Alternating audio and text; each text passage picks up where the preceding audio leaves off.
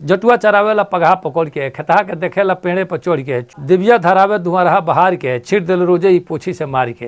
हमारे घर के पिछवाड़े के मास्टर साहब के घर बा, उनके पाड़ी हमको लगता कि 8-10 साल 12 साल पाड़िए रह गए, भैंसिए ना भैलू, पाड़ी के पाड़िए रह गए।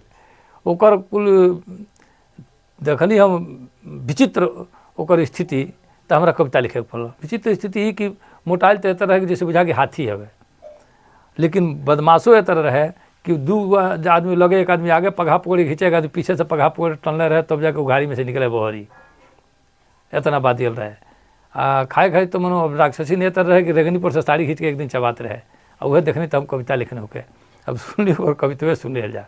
जागल बा अजबे बलीटर के पहाड़ी, तौर ऊपर लिंटर बन्हाले कुजगहा, राती के 3 बेर तुरे ले पगहा, लंक लगे सीधे तो बलुआ पर जा ले, लाइन से 4 गाल सबका में खा ले।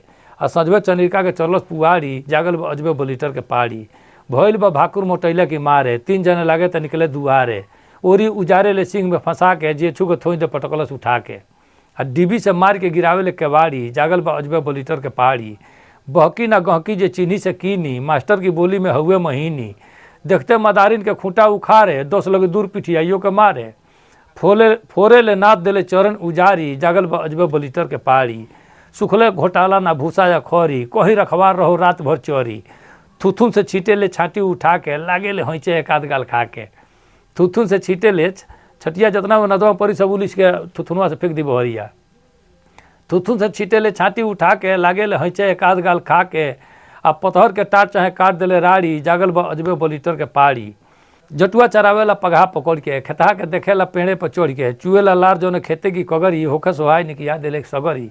अब पेसे ले मुँह फरे जुठा के हाड़ी, जागल बा अजबे बलीटर के पहाड़ी, दिव्या धरावे धुआरहा बहार के, छिड़ दिल रोजे ही पोछी से मार के।